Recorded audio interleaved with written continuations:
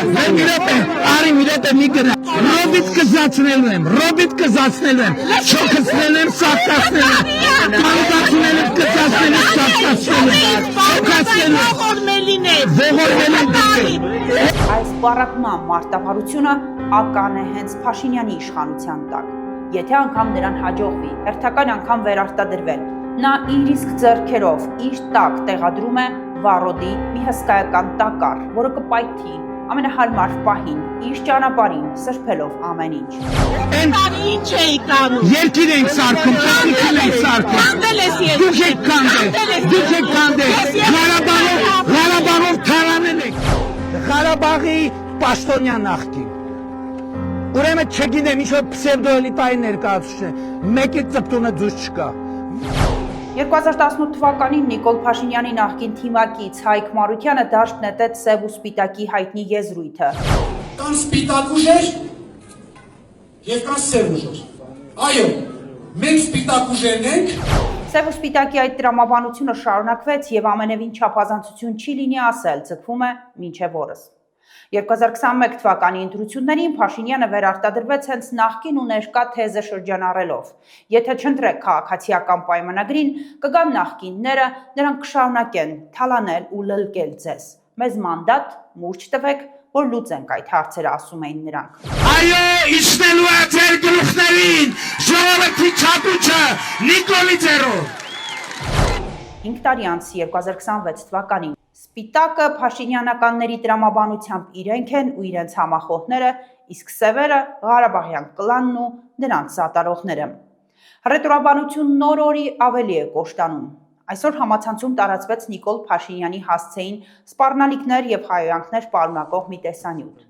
Անշուշտ տեսանյութն իր բովանդակությամբ, հայհոյանքներով ու ֆիզիկական հաշվեհարդարի սպառնալիքներով դատապարտելի է։ Քննչական կոմիտեից հայտնեցին, որ մի խումբ անձանց կողմից սպանության, նախապատրաստության, համակարգչային սաբոտաժի և հրազենի ու ռազմամթերքի ապօրինի շրջանառության դեպքերի առթիվ նախաձեռնվել է քրեական վարույթ։ Թե ովքեր են կանգնած այս տեսանյութի հետևում, դեռ պարզ չէ, սակայն հասարակական կազմակերպության սեկտորի որոշ ներկայացուցիչներ շտապեցին այստեղ ռուսական հետք տեսնել, վստահ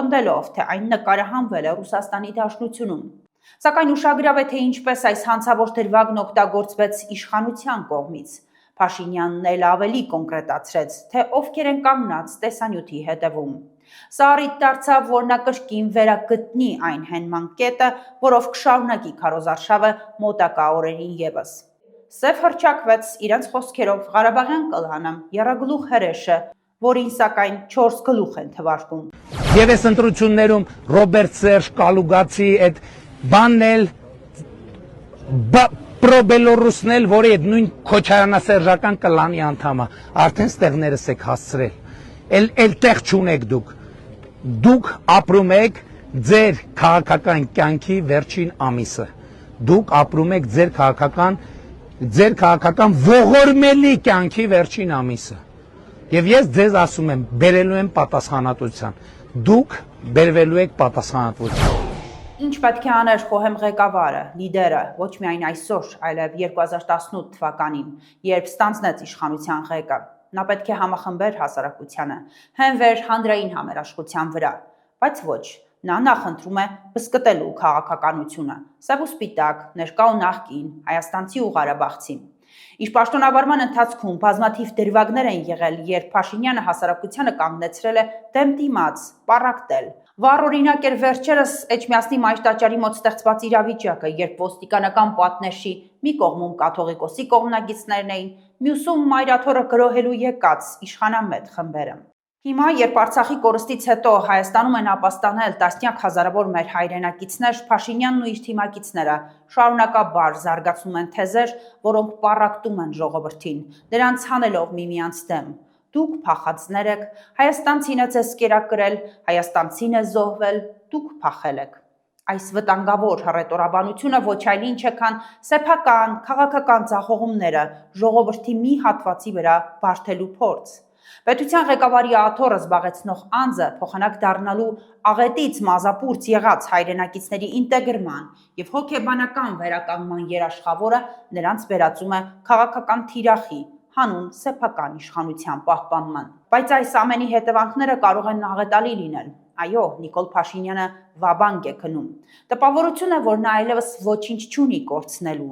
Կրակելու է ամենավերջին փամփուշտն անգամ, նա չի հանդարտվելու։ Որն է վտանգը։ Հասարակությունն է զրկվում դիմադրողականությունից։ Ներքին համերաշխությունը սոսինձ է։ Եթե չկա, դառնում ես հեշտ պատառ արտաքին թշնամիների համար։ Անկախ այն հանգամանքից, ռուսներն են այսպես կոչված հիբրիդային պատերազմ մղում, արևմուտքը, թե ադրբեջանա-թուրքական տանդեմը, խոհեմ ղեկավարը մեկ անելիք ունի՝ չտրվել սադրանքներին ոչ մի դեպքում։ Բայց ոչ,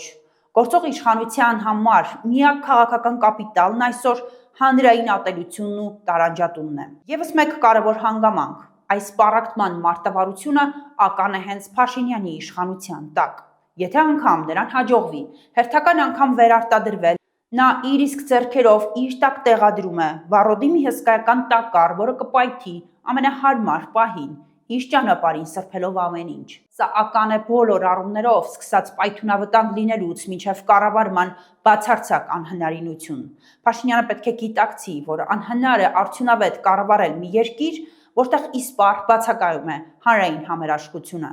Սա արդեն 2018-ի կամ 2021-ի Հայաստանը չէ, որտեղ դեռ կային էյֆորիկ դրամատրություններ կամ պատրանքներ։ Երկրում իրավիճակ է փոխվել եւ մարդկանց դժգոհությունն ու հուսահատությունն աճել են երկրաչափական պրոգրեսիայով։ 2021 թվականից հետո մենք Արցախ ենք կորցրել։ Արցախը լիովին հայաթափվել է, եկեղեցու դեմ իրականացվել է զազրելի ու աննախադեպ արշավ, եւ այս շարքը կարելի է անվերջ շարունակել։ Եթե Փաշինյանը վերարտադրվի, նրա առջև դեռ ծառացած են մնալու ծանրագույն բանակցություններ, իսկ Ադրբեջանը շարունակելու է նորանոր զիջումներ կորզել Հայաստանից։ Որքան էլ Փաշինյանը ներսում ու դրսում թափահարի իր լեգիտիմության դրոշը,